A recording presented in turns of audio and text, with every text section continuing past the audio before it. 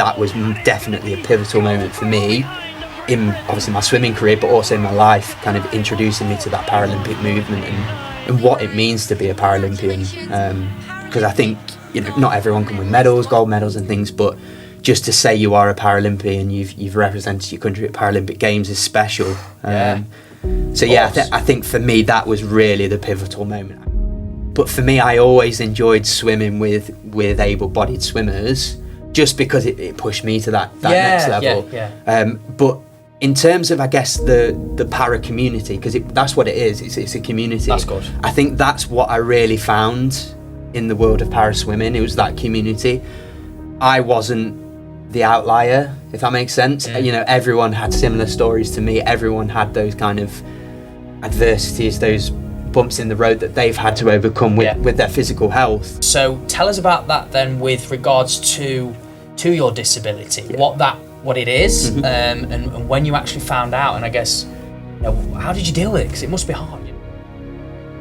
Around this time, I was going through my diagnosis and a lot of health struggles. So, you know, looking back, you know, my mental health wasn't great. It wasn't in a good place, to be honest with you. So I got my diagnosis, I think it was kind of late 2007, early 2008. And I remember kind of, obviously it was difficult, but I don't think I could fully process it in that moment. I think it took me a little bit of time. And I think what really hit me was, you know, I said to my consultant, well, what's going to happen? What's the future going to look like? And he said, you know what, Ollie, I don't know. Hey guys, are you feeling burnt out or wanting a quick break away from the daily grind? Well, our friends over at Cyro Boca Place offer the ultimate destination for those seeking a blend of luxury wellness, adventure and restoration. If you know me, you know I'm fully invested in health and well-being. So if you don't prioritize yourself first, how are you supposed to be showing up for others around you? Looking for an experience like this, head over to www.cyrohotels.com. Hey everyone, and welcome back to Master Your Life Beyond the Boardroom. I am your podcast host, Luke Beastall. We are in the studio today with a very, very, I have to say, not only inspirational guest, but someone that has gone from being at the pinnacle of their sporting career as a GB Paralympic champion, gold at the Games, both in London and Rio. He's a local Mansfield guy. We went to the same school together, and we're going to be talking about stuff that actually said to us that he's not actually shared on this level before. So really, really excited to be welcoming, just going to introduce him in a second, Ollie. We've also got Ollie behind the camera as well. So Ollie obviously has now turned into being a financial advisor, so there'll be a little bit that we'll talk about that as well. But honestly, this is going to be such an open conversation. We're going to go deep. We're going to share stuff that I think will be so insightful and relatable to a lot of you guys tuning in to this episode. So without further ado, I'm going to welcome Ollie into the studio. Welcome in, buddy. Thank you very much, mate. Yeah, thank you for having me. Honestly, I mean, I know that we'd obviously spoken, we went to the same school together, we'd sort of passed each other, and then we just sparked a conversation on LinkedIn, and this is the beauty of social media. Our connection, here we are in the studio shooting, it's mental. Yeah. I'm so grateful to have you in, it's going to be epic. No, thank you for having me, mate. Yeah, like you say, it was, obviously we went to the same school from the same area, live in the same area now, which obviously is strange, but you know, it's, we kind of crossed paths and things, and yeah, like you say, just connected on LinkedIn, and just went from there, really. I know, we crossed paths just like running on the trails, you out with your dogs, and it was just simply just, oh, here we are, you know. Okay. Meant to be, Yeah, definitely. And I think, obviously, seeing you from being local, again, going through this amazing, swimming, athletic journey as a Paralympic. I mean, obviously, you didn't start out as a champion, but you become champion. You're a local legend, basically. I mean, I'm sure you've had people say that term before. I have, to be fair. No, thank you very much, mate. I appreciate that. What do you say when people sort of go, you're just a local legend? You know what? To be honest with you, and obviously we're going to deep dive into the story today, and like you say, there's a few stories and things that I've not really kind of openly spoken about in much detail. But you know, for me, swimming it's been a part of my life since I was well, as long as I can remember, Sure. essentially. So, it's so normal to me. Even now, I've kind of obviously stepped away from the sport. It's so normal to me to be a swimmer, and it's just something I've done for my whole life. So, it's almost a bit strange when people say that to me, because, like I say, it's just so normal, and it's just what I've always done. But yeah, it's great to know, obviously, that through my sport and things, people have been inspired and taken something from that. Yeah, I like that, and just the way that you said it's always been part of your life from as early as you can remember. You've never deemed it as attaching or being anything. It's just part of you. Yeah. It's part of your life, and obviously, I guess from a young age, it would have been your family just taking you to swimming. I mean, I'm talking from experience. Obviously, with our daughter, just taking her swimming, stuff like that.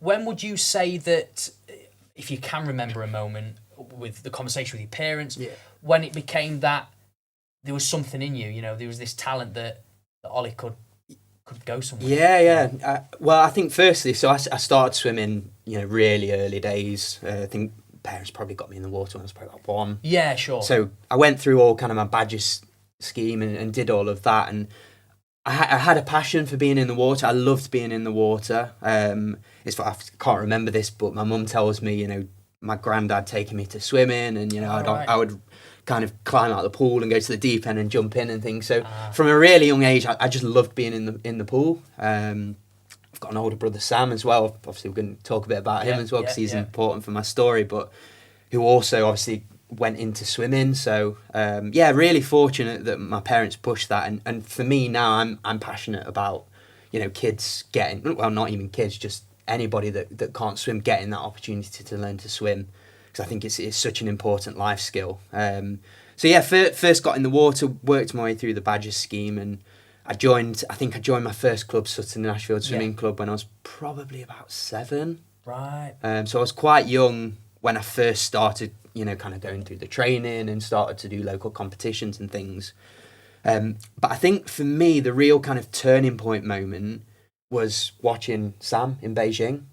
So so obviously he's a Paralympian as well himself. So he's 4 years older than me, and I was really fortunate at the time. All those years back in 2008, my parents, they said, "Look, Ollie, we're going to take you to Beijing. We're going to go and support your brother." I'll be honest, at that time, it was probably the last thing I wanted to do, fly halfway around the world to watch my older brother swim. What was the reason, though, that you didn't want to sort of go there? What was up? I think for me, it was, I was a typical kind of 11-year-old kid. I was focusing on other things. But also, we'll talk about my disability, I'm sure, in a bit more detail. But around this time, I was going through my diagnosis and a lot of health struggles. So, looking back, my mental health wasn't great. It wasn't in a good place, to be honest with you. I just didn't fancy flying halfway around the world to watch my brother, to be honest with you. But it's something that I'm so grateful for now, because that was definitely a pivotal moment for me in obviously my swimming career, but also in my life, kind of introducing me to that Paralympic movement and what it means to be a Paralympian. Because I think not everyone can win medals, gold medals and things, but just to say you are a Paralympian, you've represented your country at Paralympic Games is special. I think for me that was really the pivotal moment, actually seeing Sam in Beijing winning that gold, standing on top of the podium, and it made it even more special because he was still at home at the time, so I got to see all the hard work, training, everything that he was putting into it, and it really inspired me to say, actually, I want to go and try and do that myself. Right. So just backtracking. Thank you for sharing that. I mean, that's amazing. Obviously, your brother being in it as well. Yeah. It's always nice to, I guess, have a little bit. Would you say your brother was a role model for you in some way? Yeah. I mean, I don't like to give him too much credit. Does he know that? He does. Yeah. To be fair, now plugging him in. Yeah. Yeah. He definitely paved the way for me. Sure. Yeah, definitely, and massive inspiration. Massive inspiration for me. Did you have competition with each other, or was you really sort of friendly about it? What was it like? Oh, mate. I mean, not just in swimming, but growing up, we were competitive about everything. Yeah. Like whether it was in the pool, first to the car, first to the biscuit tin, it did not matter. Shotgun. We were just competitive. We had to be first. So we'd got that kind of competitive rivalry between us anyway. But yeah, once obviously I started getting a little bit better and kind of coming onto the international scene and things, we were racing kind of head to head with each other, Yeah. which was it was intense. But looking back now, I feel so fortunate that I got that opportunity to actually, like, say, I raced my brother at Paralympics. That's insane. For instance, in London in the 400, we actually got to stand on the podium together as well, which was really cool. It was up top. Neither of us actually. So it was a swimmer from China that won the gold medal. I came second, and then he came third. But you were still above him. You gave him a little dig there. Yeah. I beat you. And then actually, funnily enough, 4 years later, because Yinan, who won, we'd kind of raced each other a little bit before, and then obviously on to the next games. I won the gold medal in Rio, and then it was 2 Chinese swimmers that got silver and bronze. So it almost like flips from London, which was quite funny. But, but I'm saying 4 years is a long time. We're going to go into that, but you said something quite early on in what you shared there about you struggling mentally, and it was the diagnosis part. So tell us about that then, with regards to your disability, what it is, and when you actually found out, and I guess. How did you deal with it? Because it must be hard, as a young kid as well. Yeah, no, it was really difficult. I guess even going back further than that. So my brother, when he was born with something called talipes, or club foot, which is commonly known as. All that means is basically his feet were like turned in like that. Okay. So from very early on, he had a surgery. His ankles were fused, so he couldn't point his toes. So Sam had always, quote unquote, had a disability from a really young age. Okay. Well, from being born. He was later then, probably when he was about 10 or 11, diagnosed with something called muscular dystrophy. So basically muscular dystrophy, it's a very kind of umbrella term, but at a high level, it affects the function of your muscles, essentially. So your muscles don't work as they should. So you get kind of progressive muscle weakness, muscle wasting, coordination issues, things like that. So he was diagnosed with that at about 11.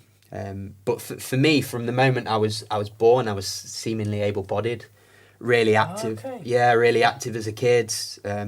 My parents obviously got me involved in swimming, but I was involved in football, athletics, like anything that I could do, I would get involved in. I was quite an active kid. And then it was probably about 2007, I first noticed that I was getting a lot of knee pain and hip pain.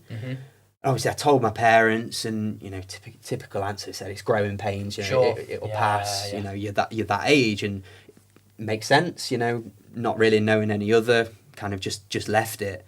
And then probably 2-3 months later, I said, "Mum, can you look at my leg? I don't think it's right." And essentially, what had happened? So my leg's wonky. Essentially, what had happened? The growth plate in this side of my knee, it kept growing. Growth plate in this side had fused. Okay. So it stopped growing essentially, and it was growing wonky.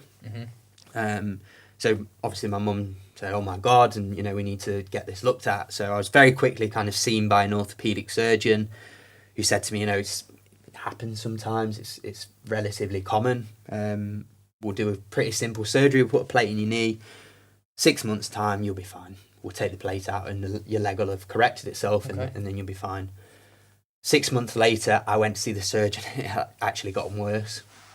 And my symptoms kind of outside of my knee were progressively getting worse. I was getting very fatigued. Things that I would take for granted normally were becoming more difficult. I remember just being really frustrated with writing at school, because it would take, a paragraph in my hand. I was really struggling. Really? I couldn't write. I was cramping up and things like that. So it was affecting the whole body? Yeah. So even just from the knee and hip? Yeah. So I mean, at this point, I didn't have my full diagnosis, so we didn't know fully what it was. But it started with the knee stuff, and like I say, these symptoms were progressively getting worse. And with this kind of 6 month period mark where, the surgery hadn't worked, essentially, kind of put two and two together and said, I think actually we need to get you to see a neurologist and investigate this further. A couple of months of tests and things like that, and meeting the consultant, it turns out that I did have the same condition as Sam, and I'd got this disability. Yeah, so I got my diagnosis, I think it was kind of late 2007, early 2008. And I remember kind of, obviously it was difficult, but I don't think I could fully process it in that moment. I think it took me a little bit of time. And I think what really hit me was, you know, I said to my consultant, well, what's going to happen? What's the future going to look like? And he said, you know what, Ollie, I don't know. I don't know. They couldn't give me a prognosis. They couldn't tell me how it was going to progress, you know, what it was going to look like in kind of 10, 20, 50 years' time. They just didn't have those answers, unfortunately. And I think it was from that not knowing what my future would be like, what opportunities I would get, you know, what my life would look like, and what quality of life would look like, particularly in that moment. So yeah, it was really, really difficult. And at this point, like I say, I was a really active kid, got involved in all different sports and things and activities. I'd got kind of two big dreams. Obviously, footballer, I wanted to play midfield with Paul Scholes. That was one of my dreams for Man United. United fan, love that. Fellow United fan, yeah. Obviously, we've got that in common as well. But also, Michael Phelps was my hero growing up.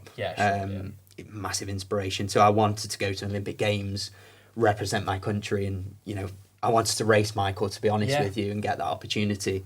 So growing up, those were the two dreams that I had, really. And then obviously this diagnosis came, and carpet was almost pulled from underneath my feet, and not really knowing what opportunities I would get, what my life would look like. So it was a difficult time, really difficult time. How old, you said you were 11? Yeah, it was about right. 12, So okay then. So your mum and dad had obviously gone through this before with your brother. Yeah. Have they ever said anything to you that was it different the second time round for them? Knowing, I guess they comforted you and obviously knew that. Yeah. Look, you know, I think, to be honest with you, mate, at that period of time, obviously it was a shock and it was difficult for me, but I think it was even more difficult for my parents. Right. And they definitely said it was more difficult the second time round with me. And, you know, it leads to, you know, typical questions, you know, is it my fault? You know, and it just these things to blame themselves. 100%. Yeah, of course. 100%. And, you know, as a parent, you want the best for your child. 100%, and, you know, health is at the top of that list, essentially. So it was difficult for them, really, really difficult for them to kind of get over that. But yeah, I mean, I was fortunate. It kind of fell at the time. Obviously, Sam was going through all the training for Beijing and things like that. So I guess being exposed to that, then seeing your brother be able to really go against what the life challenges is, obviously a disability, and seeing what the potential you could do, that I guess gave you hope. It gave you a lot that is possible. Yeah, 100%. And I'll be honest, I think before I'd experienced it, I was completely oblivious to his struggles, everything that he'd had to overcome to achieve that. But yeah, it was difficult. But yeah, like you say, having that blueprint and say, actually, there is opportunities that I can still achieve. I can still, you know, be that inspiration and you know, just do good in life and really kind of push myself to achieve something. But I think, like I say, prior to my diagnosis and going to Beijing and things, obviously I saw Sam training and on a day-to-day basis, and I did go to competitions and watch him compete and things, but I don't think I had that appreciation for the Paralympics as a whole. Sure. And kind of the stories behind the athletes. Okay. So I always say that moment, you know, when I landed in Beijing, you know, the Chinese people really embraced the games. They really embraced people with disabilities, and they made it really special games. Actually, it was really good. I fell in love with the Paralympic movement from that day. From the moment we landed in China and watched Sam kind of compete and win his gold medals, I fell in love with the movement as a whole. And I knew, okay, this is something that I want to be involved with. This is something that I feel is that kind of vehicle that can push change in society and all those kind of things. And also I can achieve, I can push myself to achieve something special. So yeah, definitely was pivotal moment for me. I can tell, because you've said it on a few occasions now about it being a pivotal moment, it being life changing. Just did it bring you and your brother closer together? I think it probably did. Yeah, Yeah. I think it probably did. Because I'm not. I don't want to say this in a wrong way, and just for the audience, sort of listening and viewing it in. I've just heard people put like a throwaway comment saying, you know, if they've got a disability, it feels like it's took a part of their life in a way. I don't mean that in a horrible, but you know, it's sort of like well, it's all right for you because you know you've got a normal life or whatever, right? So obviously, you just said there earlier on about you didn't truly appreciate the Paralympic Games until you sort of was in it, and obviously then you got diagnosed. So it's not that though. Obviously, you turned it into a superpower, but for you, what like meant? I know it's hard because what did you have to sort of go through feeling wise? Because I guess for you, did you feel like your life like because maybe you as a young guy, you know, like say you're active, you felt not normal, but you know, and then that just sort of come into your life, the mentor, you know. It definitely, like I say, it pulled the rug from under my feet, and that identity piece, like who am I? I mean, at that age anyway, for anybody, you know, there are those questions, and obviously you're going through changes, and lots of things are happening, so it's normal to kind of go through that identity piece anyway. But I had kind of the disability thing thrown on top, so it was challenging. It was really, really tough. I think swimming was a massive blessing for me. Like I say, in school, I could have had the worst day. I was struggling with my writing, struggling getting upstairs, like really basic things, just not feeling great. And then I would go to training after school, I would get in the water, and I would come out of swimming feeling better than I did when I got in. And it really was that kind of release for me where I could just forget about everything, my diagnosis, all these things that are going on outside of in my life. When I got in the pool, it was just kind of, it cleared my headspace, and it really made me focus on me and what I wanted to achieve. And I think kind of more latterly going into London 2012, I really took that on board as a bit of almost like a responsibility that this is a good vehicle to like push change within society of how people with disabilities are viewed, essentially. I think London 2012 obviously was massive in doing that and changing people's perceptions and what someone with a disability can achieve. But I think I remember just being really stubborn back then and thinking, you know what, I'm not going to let this beat me. That's great. I'm going to throw myself. I absolutely threw myself into swimming, and it saved me essentially. It really gave me that outlet to be able to achieve and kind of really push myself. I would say I was really fortunate with the people around me. I think my parents at that time, looking back, were amazing. They supported me in everything that I wanted to do, like all the dark days where, you know, just getting out of bed was a struggle. Right. They were there to support me, to push me, and they knew that I had this love for swimming. So they kind of, you know, used that as a vehicle for me to achieve and really, you know, get something out of my life. I was really fortunate actually with school. They supported me. I mean, it might have helped that Sam kind of already came through and they witnessed the journey. It's good for the school though, isn't it? Absolutely. You know, it's sort of like this is our homegrown sort of caliber of talent coming through. Yeah. It's good. Yeah. But you know, it was difficult at times, and I think looking back as well, obviously, you know, I used to play football. I couldn't do that anymore. That was kind of taken away from me. Friends were off, you know, doing things at the park and running around, and you know, just little things like that I'd previously taken for granted. All of a sudden, were I could still do them, but it was more difficult, and there was kind of more obstacles and more things to think about. But yeah, it was definitely the people around me in that moment, particularly when I first got my diagnosis, that really kind of propped me up and kept me going. I was going to say, so we'll go into sort of that environment of the people around. How did swimming change for you though when you had been told that you've got this disability? Because I'm guessing at that time you was just around people that able-bodied, able-bodied people. And then did you then go into a different group? How did that? Because obviously for you, what was it like walking in on that first swimming lesson and?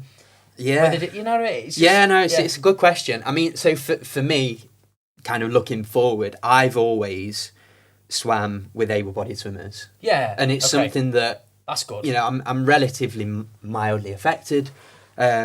so physically I could do it. But for me, I always enjoyed swimming with able-bodied swimmers, just because it pushed me to that next level. But in terms of, I guess, the para community, because that's what it is. It's a community. That's good. I think that's what I really found in the world of para swimming. It was that community. I wasn't the outlier, if that makes sense. You know, everyone had similar stories to me. Everyone had those kind of adversities, those bumps in the road that they've had to overcome with their physical health. You know, look very different kind of from person to person, but yeah, I think there was just that level of understanding and being able to relate to that person a little bit more. So obviously I wasn't necessarily training with these people on a day-to-day basis, but coming to competitions and things like that, training camps, just being in that environment, it was my community essentially. And I'd found a place where I'd gone from something that was very difficult, actually, I'm going to turn it into a positive, and I'm around a load of other people that have done the same. So it was just really inspiring, to be honest with you. And I think when I first came into it, you know, the likes of Ellie Simmons and, you know, these kind of big names in para sport, actually seeing them up close in person, because obviously I've been in swimming, so I know it's a tough sport, but you throw on a disability on top of that, it's tough. It's really tough. So actually being able to see that firsthand, was really inspiring. And like I say, it gave me that community, that feeling that I wasn't on my own. It wasn't just me. Accepted. That's really good. What's just, if you look at it now upon reflection, what's one thing that you would see now as like a trait in a, you know, Paralympic person that probably is not underrated, but probably not seen enough or felt enough in terms of like whether it's discipline or whether it's hard? What would you say? It's a good question. I think probably with the nature, obviously with the impairments and things, I would say resilience. Really? I think honestly you've got to be really, really resilient. Obviously different athletes have different nature of impairments, but for instance, for me, because it's progressive, because it's kind of, I have my good days, I have my bad days. Yes. There are a lot of things that I couldn't control, that were obviously out of my control. So when you just say out of your control, so you could have just rocked up for a competition on the day, biggest day of your career, and you could have a bad day. Yeah.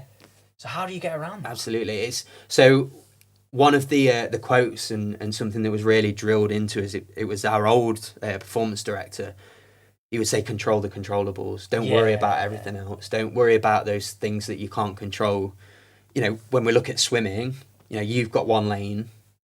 You can only control how fast you can go up and down, or what you're doing on a daily basis, and, you know, what you're putting into it. Can't control what anybody else was doing, what somebody in China was doing. You know, so it's not worth worrying about. You know, just focus on what you can control.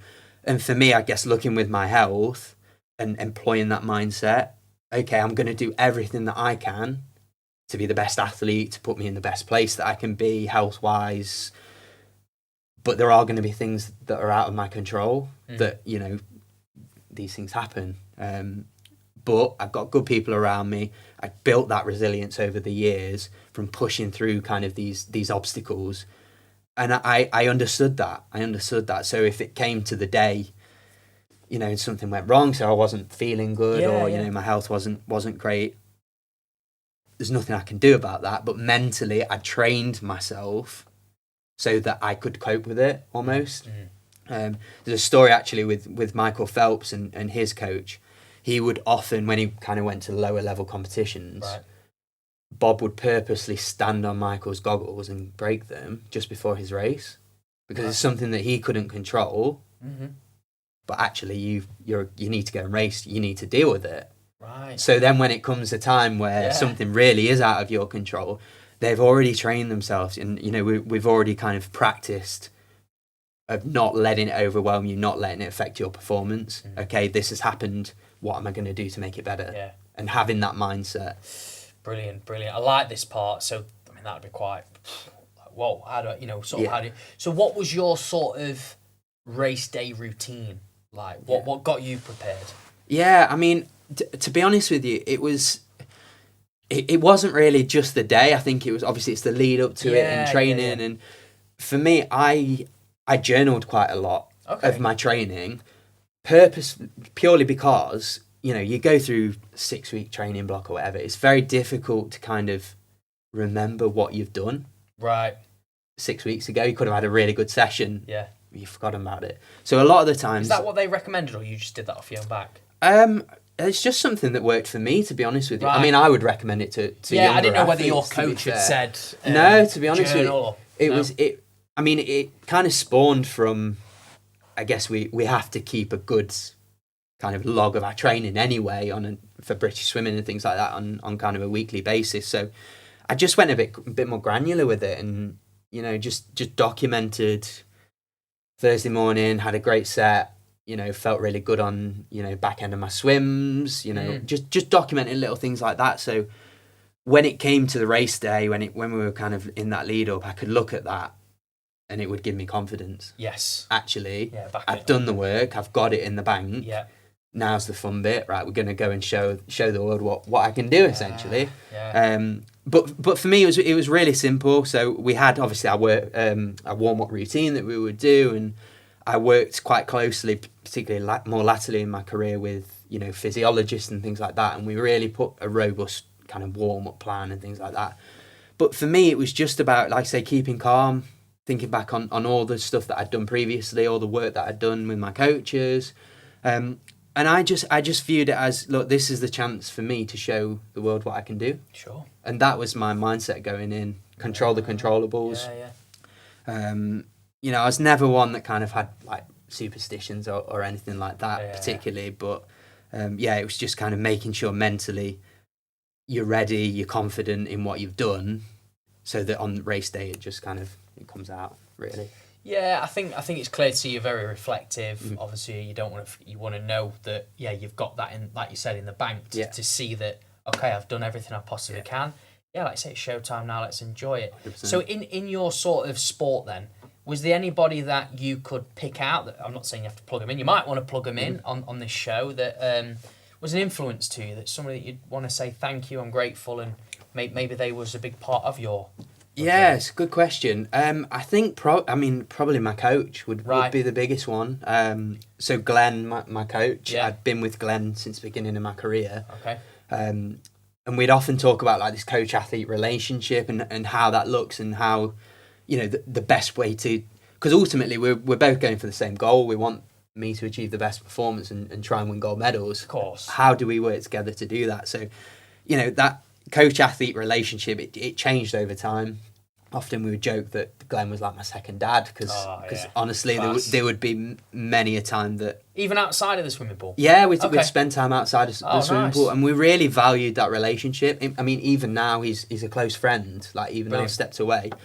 But I guess from like a performance perspective, as a young athlete, how we worked together looked very different, obviously, from when I got a bit older. So when I was a younger athlete, he was taking a lot of the responsibility with performance-related kind of decisions. And then kind of as I got older, more experienced, you know, a more mature athlete, that kind of transitioned. Obviously, I was more responsible for those performance decisions, and I was really kind of driving that then. But yeah, definitely, I think Glenn has been, you know, instrumental in my career. Would be, you know, doing him a disservice. I wouldn't have achieved what I achieved if it wasn't for Glenn. And I think he was always somebody that was willing to go over and beyond for me to achieve my dreams. Brilliant. You know, nothing was too much for him to help me achieve that performance. And I think particularly looking at those years from like London 2012 to Rio, 4 years. It's a long time. A lot can happen, but, you know, and he would say the same. We can confidently say we left no stone unturned during that period. Yeah. And we did absolutely everything that we could, so that when it got to that day, you know, 4 years later in Rio, I was the best athlete that I could, mentally, physically. I was the best prepared to go and deliver that performance. Fantastic, mate. What did Glenn help you with the most? It's a great question. Sounding board, I think. Okay. Honestly, a sounding board. Yeah. He was more than a coach. He was a friend, psychologist, therapist at times, you know. Wearing multiple hats. Yeah, absolutely. He was there for me, kind of the worst days, the best days, and I think probably a nice story to kind of encapsulate, you know, how that was. So going back to London 2012, so when you're going into an Olympic or Paralympic Games, obviously the first thing you need to do is qualify. That's kind of the first tick in the box. So for London 2012, obviously home games, massive occasion for athletes. Oh, I can imagine. Up and down the country. Well, you want to do it at your home, yeah, don't you? Absolutely. I mean, it'd been such a build up to London 2012, and you know there'd been so much hype and build up. We were doing the trials in London at the Aquatic Centre. So we went down as a squad. There was a few of us competing. I felt in really good shape, best shape that I'd ever felt in my life. We'd just been to South Africa for a training camp and spent kind of 3-4 weeks in the sun, just focusing on swimming. So I was really kind of in a good place. I swam on day one, the 400 freestyle, which was probably my best event. Hit the qualifying time, fastest time in the world. Yeah. Beat my brother. Ha. So I dropped that one. I beat my brother. That was obviously the top of the list.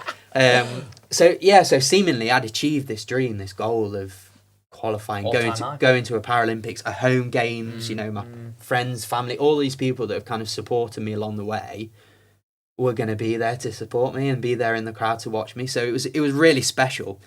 But I'd got other events. I wanted to swim at the games, so obviously it wasn't job done. So I'd got the 100 backstroke the following day. So I obviously went back to the hotel, rested, came back the next day, went through my warm-up routine, still obviously on a massive high from the day before. Went to go and kind of put my racing suit on, do my final preparations, and I ended up slipping on poolside, landing on my wrist and fracturing my wrist. Literally at the trials for the games. So I'd gone from on top of the world the day before to literally being on the floor the next day, not knowing if I would get that opportunity, not knowing if, you know, because the selection panel, they could have turned around and said, look, we don't know if you're going to be fit. You've got 3-4 months. This was like late April time, so we'd not got long until the games. So again, there was a lot of uncertainty, a lot of things that were out of my control. And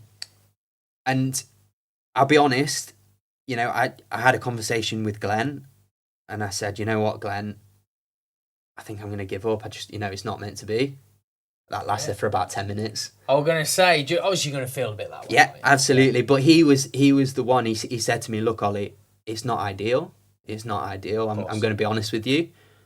But we've worked too hard. We've done too much. We've overcome too much to let this beat us. We're not going to let this beat us. This is insignificant in comparison to what we've already overcome. So we're going to put a plan in place. We're going to get those people around you that are going to help you do that and help build that. And we're going to go for it. And, you know, for me in that moment, like I say, it could have been really easy for me to just walk away and say, you know what, wasn't meant to be, gave it my all, is what it is. But Glenn was really the one that kind of refocused my mind and almost reminded me of what it means to me and why I'm doing it, going back to that why. Seeing Sam all those years back in Beijing, you know, overcoming what he had overcome to achieve his dream. I wanted that moment. I wanted to experience that. So obviously we couldn't swim for the rest of the competition, so we kind of went home. I was lucky that I went to see a really good surgeon. British Swimming got me to see a really good surgeon. He looked at me and said, you know what, it's not as bad as it could be.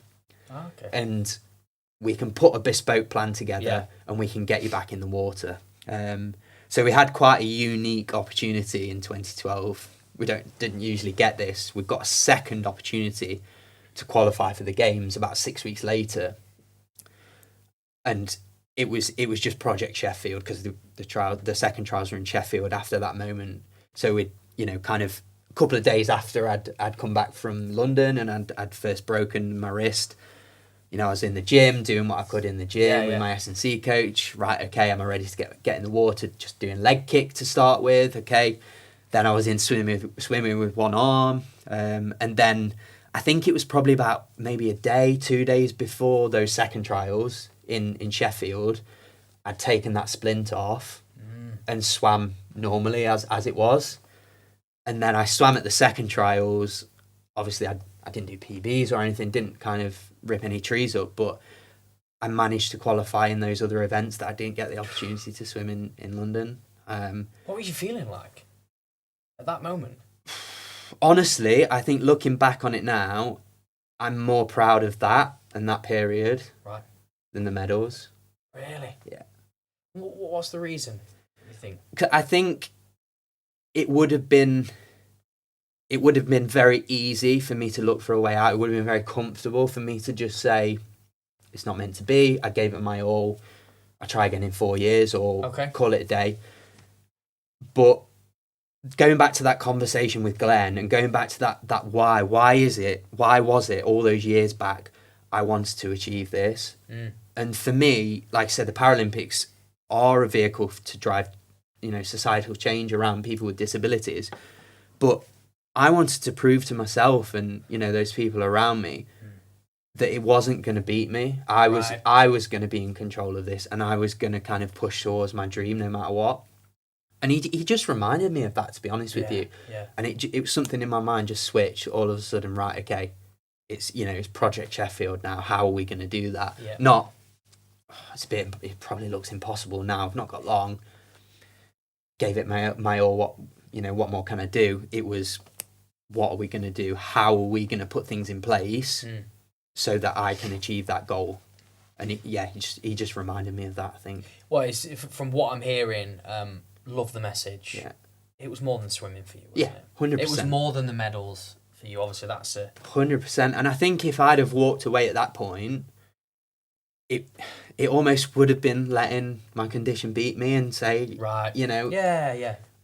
It was almost like a symbol of that, I think, to me. And I just want to say, no, I want to take this into my own hands. Like you say, it's more than just winning a gold medal. And, I think the Paralympics, like I say, really, really encapsulates that. It's not just gold medals. It's what that can do for your life, to other people's lives, what changes that can bring. For me, after that kind of 10-minute period, it was, right, I'm not letting this beat me. We're going to find a way. Well, it's great how you've recalled that moment. Yeah. That has sort of been something that you're really proud of. Yeah. That obviously Glenn's been a massive part of. If it weren't for Glenn, obviously you would most likely walked away, just emotion-wise. Yeah. So take us to the moment then, when you won your gold medal. Yeah. Take us sort of through that. If you can remember, obviously I know it might have been a bit of a blur. Yeah. Getting on the platform ready to go, hitting it, how close was it, what was, just so people in the audience can be like, this is what I was doing. Obviously I know you said you did like the 400 metre relay, all that stuff, but let them know what sort of race you was doing, where you came, what was your time, what was everybody else's time. Absolutely. And, that'd be really good to sort of relive that. Yeah, so I guess even a bit before kind of race day and competition time, so we all kind of got together as a team. We went into what's called holding camp. So we were in Manchester for, I think it was probably about 2 weeks before we then moved on to London and moved into the village and things. So we went into holding camp. We all came together as a team. And that in itself was special because I'd not experienced that really to that level before. And we were kind of building that bubble. Like we were a team, obviously we've got all the support staff were staying with us in Manchester. And we were just putting those final little preparations on it, going through our taper and things like that. And obviously we're all really excited to move into the village and actually go to the games. So we'd finished our holding camp. We moved into the village. We were probably in the athletes' village for, I don't know, maybe a week before competition started. And it truly is a bubble. It's really strange. You're completely kind of disconnected from the rest of the world, especially rest of society. Athletes' village, I'm like, what? Honestly, mate, it's a crazy environment, and it can eat you up if you let it. Okay. But essentially, it is a big bubble. There's blocks of flats where obviously all the athletes are staying. Yeah. There's a massive food hall. All our training venues were in the village. So, effectively, we didn't leave this kind of little bubble for weeks. Yeah. obviously didn't pay for food, little Yeah, things I know, like that. yeah, It was very strange, but race day came around. I was racing on day 2. This is London, right? Yes, this is London. Okay, yeah. Which was nice. So I kind of got a feel of it. Got to watch first day of competition, and I got to go to the pool, warm up. While all the competition stuff was going on, and then my 400 freestyle, which was kind of one of my main events, was on day 2. And so when we talk about a taper, and obviously you will understand that obviously with your background. So when we're getting ready for a big competition, obviously training load, training intensity starts to come down. So obviously we're feeling fresher. It's an art and a science, definitely. Right, It's definitely both of those. And famous quote from Bob Bowman that a taper's a bit like a haircut. Never know if it's any good till it's too late. I'll be honest, at this point, I was feeling like we'd got my taper wrong and I'd not rested enough. So I was feeling a bit sluggish in the water, and that's really kind of normal for taper. You go through a mental roller coaster because you're physically kind of changing and consolidating what you've done. But I still felt sluggish the day of the race.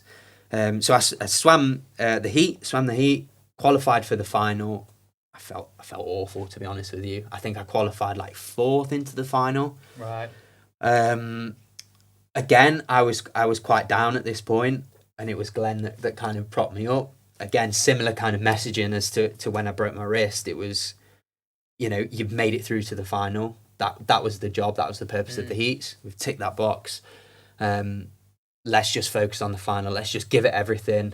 No fear, and let's see where we end up. So kind of went back to the village. That period was a blur, I think, from heats and finals. Yeah, I was going to say, because it's a bit of a wait. Was it just a couple of days or? No, we're talking hours, yeah. So the heats were in the morning. Okay. And then the final, I think, I probably swam, I don't know, like 10 a.m. in the morning was my race, and then probably like 6 p.m. in the evening. So it was all on the same day. Oh, wow, okay. So it was going back to the village, obviously preparing, making sure you're fueling up, getting rest and everything. So that period goes very quickly. And you kind of, thrown back into the cauldron. Obviously it's finals, it's a different environment, it's very intense, the floodlights are on, the crowd is full. Yeah.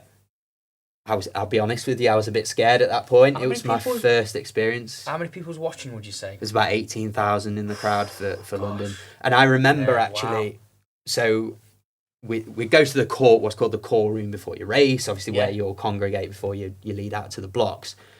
And in London, it was kind of like a bit of a trail. Like there was a first one that you would check into at a certain time, and then they move you around, and then eventually you walk out, and obviously where the cameras are and things. And I remember kind of as we were getting closer to race time and we were moving closer and closer, the crowd was so loud you could feel it. Like the floor was like shaking. It was so loud. Same atmosphere. It was just building and building and building. It was incredible. Incredible looking back, and you just kind of in that moment. I think it's just about it's all about here, because obviously the physical stuff's done. Like you've done all the work. You've got that in the bank. It's keeping strong up here and not letting external things kind of affect that bulletproof mindset. Right, I've got my plan. I'm going to swim my race this way. Yeah. Like I said, obviously control the controllables. Absolutely. You've got that kind of lane. That's your space. Do your thing. Don't worry about what everyone else is doing. So I went into the race. I swam relatively well. I think I was just off my best time. And I got a silver medal, and my brother got a bronze. So first experience, nice. Paralympic final. Obviously, I managed to get a medal and stand on the podium. Well done, man. Really, really special. Yeah. So what was it? Yeah. So you say it's special, but what was sort of like? Because again, I mean, just to sort of so the audience can understand, it's a lot of time, right? Mm-hmm. I mean, if you talk just to digress a little bit, just in terms of on an average week, how many hours would you say you was in the pool? So I would do usually about 9 swim sessions in a week. Okay. So obviously it's 7 days in a week, so that means double sessions on a few days. Yeah. So And that's something I was doing even like way back to the school days. Oh, right, okay.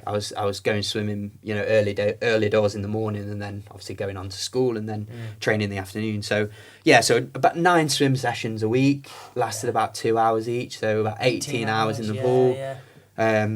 And then obviously you've got strength and conditioning around that.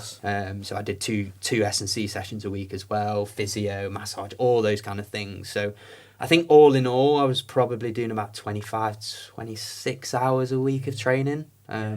It's just, I think it's just like that. Just, it's crazy, you know, like it's intense, right? It is, yeah. And then all the time, like obviously qualifying. Obviously, we know the Olympic Games or Paralympic, should I say, games every 4 years. Yeah. So to be able to train all that time and try and aim for qualification, you don't know, it's whatever goes on the day. Yeah. And then to be able to achieve the silver, did that give you such a buzz to then like want more and go for it more? And yeah, I'll be really honest actually. And obviously I've kind of gained perspective on it. I don't feel this way about this particular race now. I was really disappointed. I was really disappointed in that moment because I wanted to win the gold. Yeah. And I was like, I was ranked first in the world and things. And I remember it vividly, kind of going back to the village and speaking to my mum on the phone. And she was obviously like really hyped and on top of the world. Yeah, got silver. Yeah. And Sam obviously got the bronze. And you know, I was gutted, to be honest with you. I was gutted. Yeah. And she talked me around a little bit at the time and said, look, you've got more races to come, you know, just was that your first Olympic game? Yeah, first Paralympic race. Okay. It's not first bad everything. though, is it? That's brilliant, man. Yeah, and I think looking back now, obviously the wrist break and the physical kind of repercussions of that, I'm more understanding of that now. But I think particularly with the 400, as I said earlier, we didn't leave any stone unturned between those kind of 4 years from 2012 to 2016. That gave me the motivation to really go on. I went on a nice little run after that, kind of Europeans, Worlds, Commonwealths, and then obviously the Paralympics where, you know, I was winning and I built that momentum up. Had I won the gold in London, obviously we'll never know, but maybe I wouldn't have gone on that run in the 400 kind of in the subsequent years. But yeah, I mean, looking back, you know, I'm really, really proud of it. Yeah, it's a special moment, very special moment. Definitely. I mean, obviously, I know as a young, aspiring, driven, competitive athlete, 100% you're going to be, you don't want anything but the top. 100%. You know, you don't just put all that time, energy in, obviously, with your coach to be, but to still make the podium, obviously, is a massive achievement. So, go on. No, I was just going to say, actually, just kind of further to that. So I did a relay, which we didn't medal in, but I got 3 main races. So the 400, which I'd already swam, 100 backstroke, and the 200 individual medley, in that order. So I'd done my 400, and then I got probably like 4 or 5 days where I wasn't competing. So I've got a decent amount of time.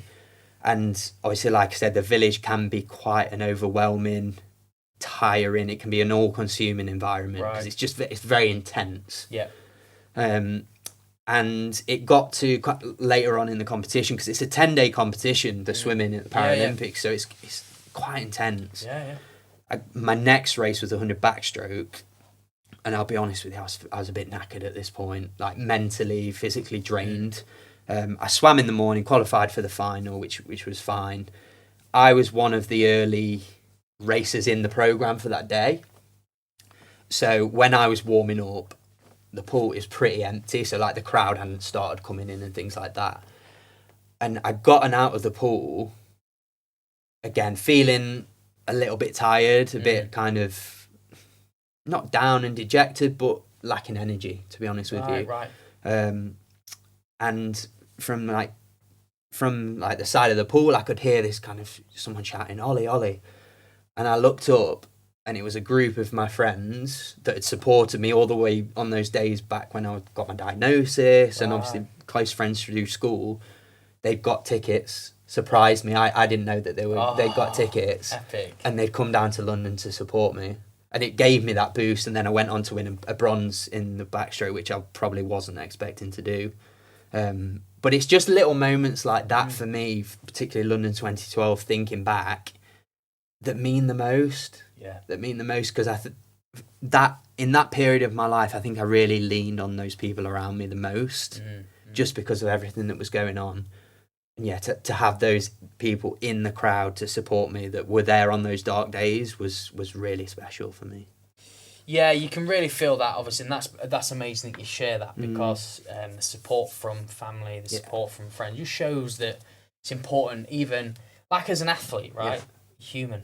At the end of the day, 100%. you know, I mean, obviously, I know people could probably do, but you must be resilient, you know, you must. But actually, at the end of the day, you have emotions as well. You know, you have down days, like you say, you have bad days. You just want someone to put the arm around you and say, 100%. look, you've got this, or like you say, for your friends to surprise you and come and watch it. Amazing. And people obviously they see the result every 4 years. But everything that kind of goes into that, you know, the days at training where it's not gone well, or the days where you're just not feeling good, or you feel. And I think something that's unique with sport that you perhaps don't find in a lot of other areas is you have to live it 24/7. Like, it's not a case of you go to the pool, do your training, forget about it, I'll go and have a Big Mac now, and it's 24/7. You've got to live it and breathe it. But yeah, it's I think looking back, like I say, those little memories, those little things almost mean more to me than the medals, because it is about the journey, about you know, overcoming those struggles, and the people that help me do that. Yeah, that's good. I like that. And obviously, you know, you can tell the way you say it, it's genuine. It's not just sort of like saying it, but just obviously, I know we'd spoken before, and you have brought one of the medals. I have, yes. A couple of medals with you, the gold. Yeah. Obviously, I'm going to be like, you got to show the guys who's watching it. Absolutely. But share a little bit about sort of the race itself, or what it was. Yeah, definitely. So I'll start with London. So I just brought my golds. Of course, you got it. So so this was obviously my gold medal in London. So I swam this race the day after the backstroke. So when my friends came to see me, I knew I'd got a really good chance of winning, to be honest with you. I was European champion from the following year, and ranked first in the world for that year. But obviously, the experience of the 400, nothing's promised. You can't bank on anything at the games. So, I went into it really positive mindset. I was determined to get that gold. Obviously, it was the last race of my program. So, went into it, gave it everything. Broke the European record. I've had kind of the race of my life at that point. That was as fast as I could go. The best performance that I could deliver. And I managed to get my hand on the wall first, which was, amazing. Absolutely incredible. Oh, brilliant. And do you know, when you look at that now, what you know, you look at that medal, what's like one thing strikes you?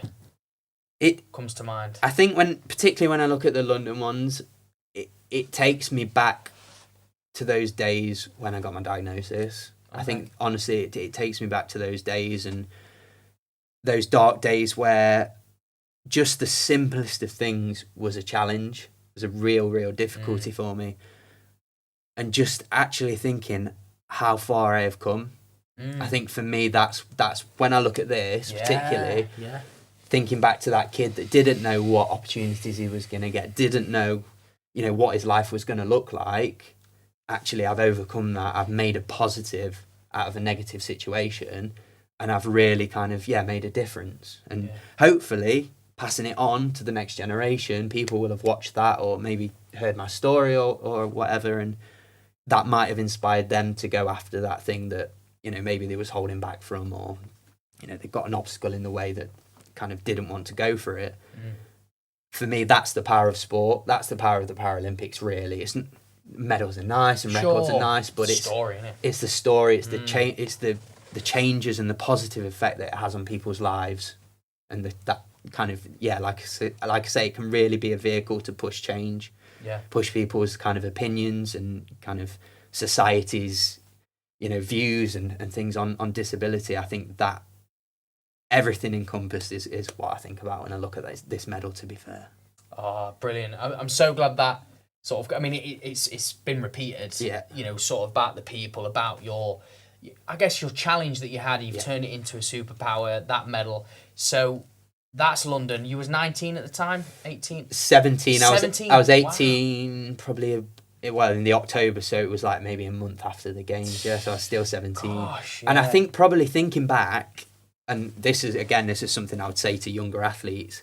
One of my big regrets for London 2012 was I didn't take the time to just step back and just appreciate the enormity of what I was doing and kind of the occasion. I was just so fully focused in it, and thinking about what I was doing performance wise.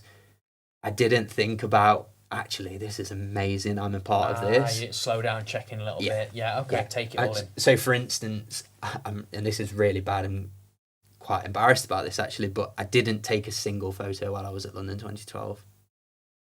Which is crazy. Thinking back now, it's just crazy. But I was so kind of... Did anyone ask about a photo? Did anyone say take a photo? Tunnel vision. No. Yeah, it's just one of those things. I was just so focused. You wanted to probably, obviously now I'm not saying you want to capture the moment and obviously look back, but I'm sure there's... They've got photos, haven't they? Yeah, I mean... I know what you mean, though. To be fair, like obviously there's official photos and things like that, which is good, but...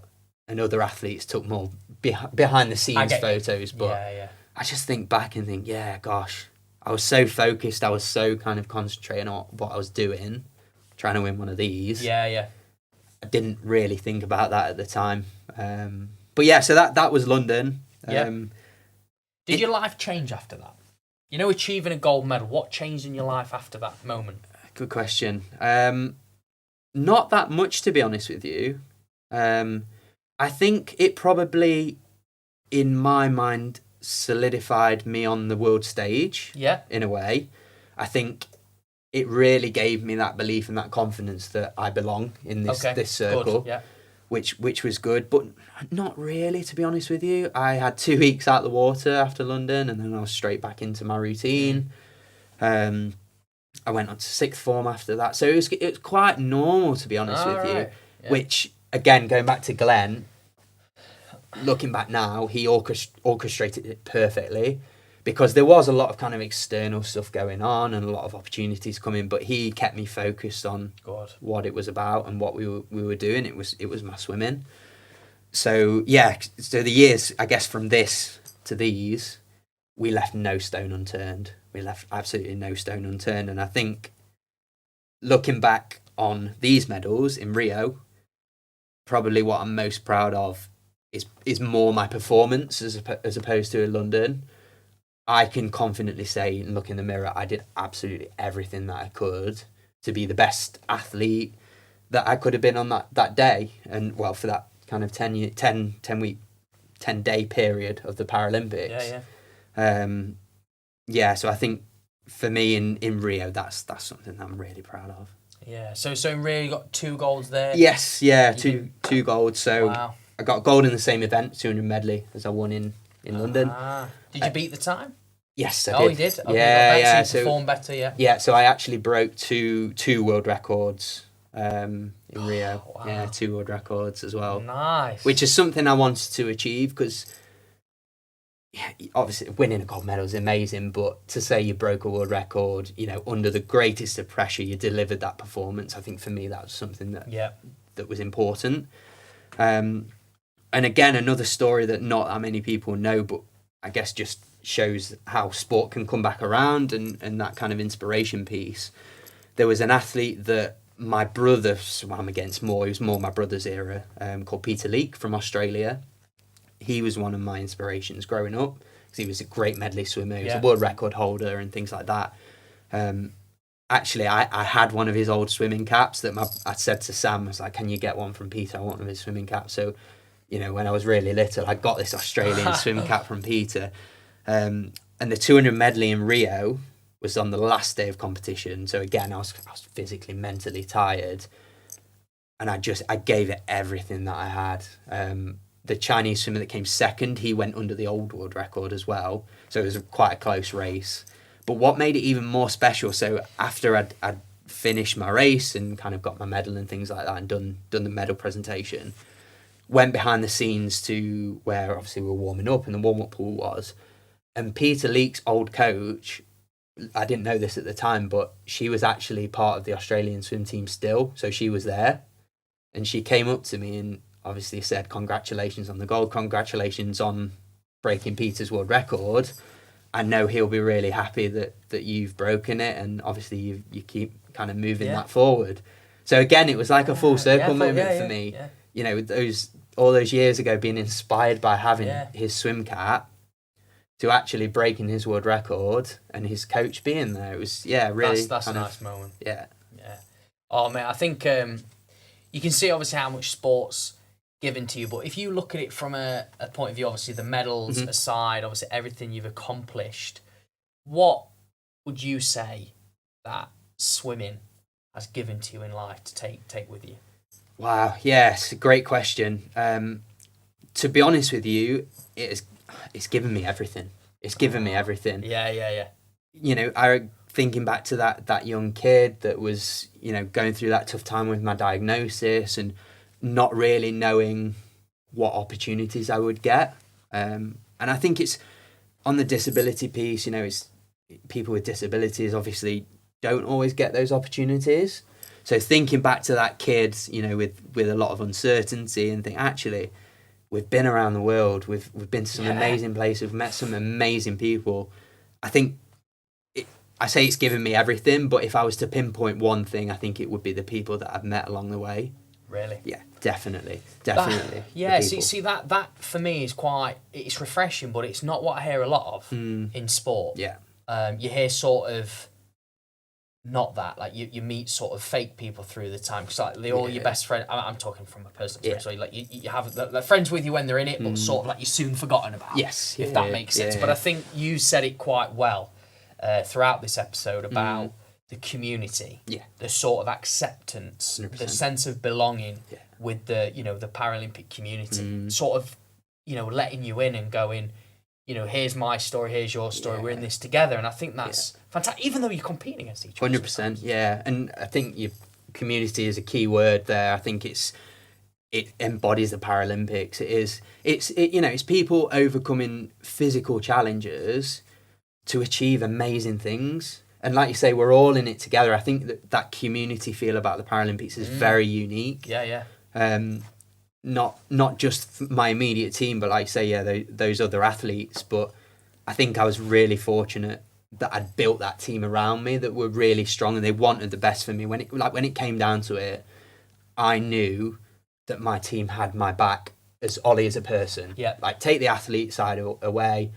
If I turn around to Glenn before Rio and said, you know what, Glenn, this is not what I want to do, I want to walk away from it, I know he would have supported that. That's amazing.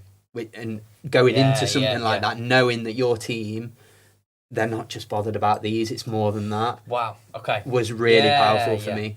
That's again, it's very unheard of. Yeah. Because it is always about making them look good as well as you look good. Like they're using you as the vehicle to 100%. Give them that. Oh yeah, well I helped so and so, but obviously you're sharing. Actually, my experience wasn't that. My experience was, like you just said, if you was to turn around and say, look, it's not for me, I'm done, sort of thing, it would be, they'd be supportive. I think that's brilliant. 100%. Yeah, it was 100% a team effort, and even thinking back to the early days of my parents, and the support that they gave me, driving me to the pool at 5 a.m. in the morning and things like that.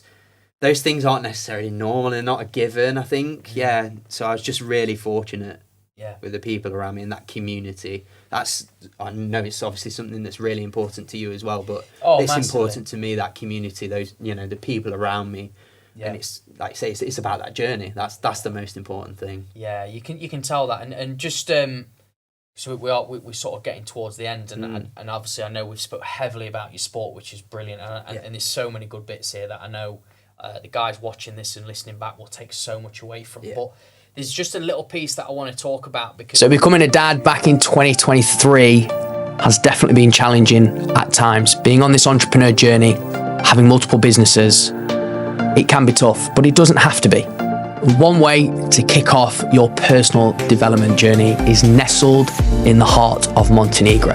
Syro Boca Place offers more than just a lifestyle experience. It is the ultimate active lifestyle hotel. Whether you're looking to rejuvenate in this state-of-the-art recovery lab, take a dip in the 25-meter half Olympic pool with a retractable roof, or explore the stunning trails of Boca Bay, there is something for everyone. and if you're like me, who wants to stay active and experience what is on offer. So if you're looking to elevate your travel experience and feel better than when you arrived, to get in on the experience, head over to www.cyrohotels.com. Because I think, anybody watching this that's got kids that are going through competitive sport or a hobby that is very, very time consuming, it's full-time commitment sort of thing. When did you know that swimming was coming to an end for you? Yeah. And how, I know we spoke about this, and I know the loss of identity, like, oh my God, what do I do next? Where did it go from there? How did you know what to do next? Yeah, it's a good question. I mean, to be fair, like I said to you earlier, mate, we could do a full podcast on this. Even if it was just a brief summary. Yeah. So, so swimming's a relatively young sport anyway. So every athlete has a shelf life, and that kind of going in. But I think it's better now, but it's not something I thought about whilst I was in the sport and actually swimming. And it's something that I'm really passionate about now, and kind of encouraging young athletes to look at themselves a little bit more holistically and not just, Ollie the swimmer, Luke the football player. It's when you take that away, what is there? What are you about? What are your kind of, your morals, your ethics? What is it that makes you? What do you like doing? What you're interested in? And coming to kind of the end of my career, I knew it was probably going to end either at the trials for Tokyo, or after Tokyo. Like those were the two cut-off points where I knew sort of where I knew it was going to end at that point. And it was something. I think it was something inside me that firstly knew, okay, I've achieved what I want to achieve in the sport. I've done what I want to. I want to move on and do something else. It was a part of that. So during COVID, obviously, everything shut down. First lockdown, there was no sports, no anything. And second and third lockdown, obviously, we had the elite athlete dispensation. Football started up and all those things. So we could train again, but it had to be at our national centre, which is in Manchester. So, and I'll be honest, my mental health at this point wasn't great. I think a lot of it, kind of looking back, was the uncertainty about what's coming next. I knew it was coming to an end. But my mental health wasn't particularly great at this point. So it was kind of, I was faced with a decision. Okay, do I essentially move to Manchester, live in a hotel for the foreseeable, train at the swimming pool in Manchester in the centre, or do I call it a day and walk away at that point? And it would have been easy for me to walk away, especially, like I say, my mental health. But I took the decision to give it a go and to try. So I went to Manchester. I was living in a hotel. It was very strange. I can imagine. Kind of walking along the main road in Manchester. Obviously, it usually hustle and bustle, people going to work and businesses and things like that. It was dead. The only thing that was open was Starbucks, and you had to be in and out, and it was just a really kind of weird time. Not just for me, but for everyone, I suppose. Yeah, I know what you mean, though. But I think that looking back now, that period, I'm so glad that I did it and I gave it a go. So I went to the trials for Tokyo, and I didn't quite make it. But I'm so proud of myself. Like looking back now, again, something I'm almost more proud of than the medals. I in that moment where I was pretty low. Yeah. I didn't let it beat me. I gave it a go. I put myself out of my comfort zone. Yeah. Went into that environment in Manchester, and actually for my mental health at that point, it was the best thing. And looking back, I had a great time. I had a really good time. Yeah. Even though it didn't kind of end up how I wanted it to, going to Tokyo and going to another games, but yeah, I'm really kind of proud of myself that I gave it a go and put myself in that uncomfortable situation. So obviously after that, I decided to hang up my goggles and say, okay, that's it. I'll be honest, I got no idea what I wanted to do next. And like I say, I'm really passionate about this, kind of encouraging young athletes to look at themselves more holistically. Yeah. Spend that time to explore yourself outside of your arena, outside of your sport, because it's not going to last forever. No. And that bedrock of your identity, you know, it's so important in everything that we do in life, and you know, moving forward, if you've got that really solid foundation, it makes that transition so much easier. So after I'd finished swimming, and I'll be completely honest, I spent a bit of time reconnecting with friends and Sure. making up on lost time. But you know, like we've spoken about, I was going out every single weekend, like smashing more alcohol than I'd ever done in my entire life. Yeah, letting loose. Yeah, which I needed that to a certain extent. Yeah, release a bit. Yeah, you'd. But it got to the point where it was an escape for me. Right. It was an escape. I was still living at home at this point, and there was no kind of like financial pressure. There was no pressure for me to find that next thing. And yeah, I was just using it as a bit of an escape, to be honest with you. And I think it just got to a point where, you know what, I need to just strip everything back and really just go back to basics. Yeah. Because I was at a point where I didn't even know what I enjoyed anymore. I didn't know what I liked. Right. And I think that's a really scary place to be. I think a lot of people relate to that. Yeah. I can relate to that. Yeah, and it's scary, isn't it? What do I want to do when I'm older? You know what I mean? But that had been a massive part. Yeah. 100%. And like I said, I'd not explored that whilst I was swimming, which is something that I regret. I'm happy where I am now, but I would encourage athletes to explore that in much more detail, who you are away from the field of play. I think it's so important. Yeah, absolutely. I couldn't agree more. It's so important.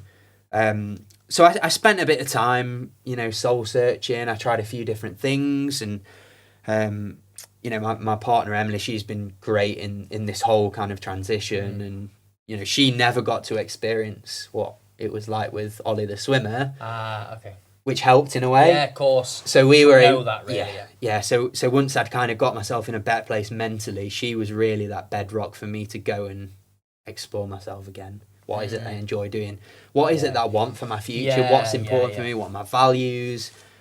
What do I want to bring to the world? And it sounds a bit fluffy and things like that, but it's so important. I think our why in everything that we do, it drives everything. If you've not got a strong why, if you've not got a real kind of deep-rooted reason why you're doing what you're doing, I think that's when it becomes really tough. Yeah. So she gave me that space to go and explore what it was that I wanted to do. Tried a few different things, did a lot of work on myself, a lot of kind of reflecting what I wanted to achieve next, and what I wanted that next step to look like. And then kind of ended up on the financial advisor route, and not looked back since. Fantastic, mate. I mean, obviously, just hearing that, I think is really key, just for the guys listening, about the sort of not planning your exit, but at least exposing yourself throughout, just to slowly build that. Know that, like you say, it's got a shelf life on it. It's not going to be forever. I love that part where Emily came into your life, where she didn't come in when you was the swimmer and be a part of that, because I mean that must have felt so refreshing and nice. And I honestly, it just brings me back when I had all I got known for football, and I sort of went out on a cruise ship and they didn't know anything, and it was just a nice sort of like, you've almost you got all that expectation off of your back, and it's that weight, you just feel free. So look, Ollie, I know we've not spoken much about the financial advisor route, but just to sort of conclude this now then, so you talk about your why. Yeah. What is your why with financial planning? Yeah, it's a great question. I think what I found, obviously I enjoy the technical side of it. Yeah. I really do enjoy that side of it, but for me, everybody that I speak to, all the clients that I speak to, they have a story, and that's really kind of interesting to me. And we talk about kind of goal-based financial planning, and everything we do with clients, that's kind of the driving factor. Is what do you want to achieve? What do you want to get out of your life? What's important to you, and really kind of digging a bit deeper into that, as opposed to this cash going, this investment, very kind of like high level stuff. It's more about the person and planning the financial stuff around that. What are the goals that they want to achieve? But I love it, just kind of speaking to so many different people from different walks of life, different, like I say, different stories, and just learning. I think it's so important for us, as human beings, to just keep learning from people, their stories and their experiences. and yeah, just loving it so far. Yeah, good. You can tell, mate, and it's nice to probably have that. Well, you're still taking that holistic approach with how your mindset was being about the people, the community, but you're now doing this with 100%. helping people 100%. with the planning and the storytelling. Yeah, and I'm still doing a little bit of coaching as well, so I've still in the swimming got a bit. kind of like that touch point with the sport still, which is important to me. Because it's, you know, obviously the next generation coming through. It'd be great to see someone else from Mansfield, you know, those Olympic Paralympic Games, or for me, that's the true legacy. And you know, for anybody that goes to Watermeadows in Mansfield, they'll see me on the wall and things like that. Nice. And it's obviously nice for me to have that, but that's almost now I'm kind of letting go. That's not for me. That's for other people now to you know, inspire them, motivate them to go on and write their story. Absolutely, And that's something that I'm really passionate about, and I think is really important, kind of passing it on. Yeah, you've got strong values. You've definitely done things from hearing you today as well. You're doing things the right way. You know, such a genuine way as well, which is it's nice that you're going the deep, and it's not just being, like you say, the surface, the filtered level. So 100%. You're an inspiration, buddy. Like Thanks absolutely, like genuinely are. It's been great to have you sitting in our studio. I know Ollie's behind the camera as well, just sharing the story. I know so many people, future generations, current generations, early generations watching this down the line will take so much from it. I do have one more question though. Yeah, sure. It's the last one. Yeah, no, it's fine. Actually, no, I think there's another after that. But in terms of yourself, so it's what we ask every guest on the podcast. Mm-hmm. What does mastering your life mean to you, Ollie? Wow, it's a big question. It's a big question. I think I'm probably going to take it back to that quote that I've already said in the podcast, and what John Atkinson, the performance director, said to me, because it was so pivotal. Right. It's about controlling the controllables. It's about controlling what you can control to build the life, the world, the people around you that you want, and that are going to serve you and feed you going forward to achieve what you want to achieve and get what you want out of life. I really, although I was in an individual sport, and obviously it's me on the block in the pool doing it. Yeah. It was a team effort. Yeah. You know, and I fully appreciate that. So I think, you know, fully being able to master your life it is having that control over, you know, different areas of your life, having, you know, good people around you, good family, good friends that want the best for you, that are obviously going to push you forward to achieve what you want to achieve. Yeah, fantastic, mate. No, I really like that piece. I really, really do. And it ties in so well. It sort of like concludes this episode, the controllables. Absolutely. Definitely a piece that the guys should take away with them as well. Absolutely. So, final sort of piece from me. Yeah. If people want to connect with you, have a conversation, find out more about what you do. Obviously, you said you're into financial planning now. Mm-hmm. Where's the best place they can contact you or find you? Yeah, so I'm on kind of normal socials. At Ollie Hynd GB. So find me on there. I'm on LinkedIn, Ollie Hynd. Across all the socials. So if anyone wants to come and give me a follow, and if anyone's got any questions, from this episode, more than happy to kind of deep dive into that if anyone wants a bit more information. But and I'll say as well, if anybody wants Ollie to talk at a public speaking gig or anything like that, get in touch because your story, mate, will inspire. But we'll look, that'll be in the show notes anyway, so people can just click and easily follow you. But last thing from obviously myself and Ollie. Mate, what an absolute pleasure. Yeah. Thank you so much, mate, for no worries at all. Thank you very much for having me. It's been good. Legend, mate. Thank you very much. Thank you once again for everyone tuning into this episode. From us, if you enjoyed it, if you've taken value from it, if you just tap a like, drop a comment below, and even better, support us on our journey moving forwards, just hit that subscribe button. We'd love to hear from you. Feedback is welcome, and look forward to seeing you on the next episode.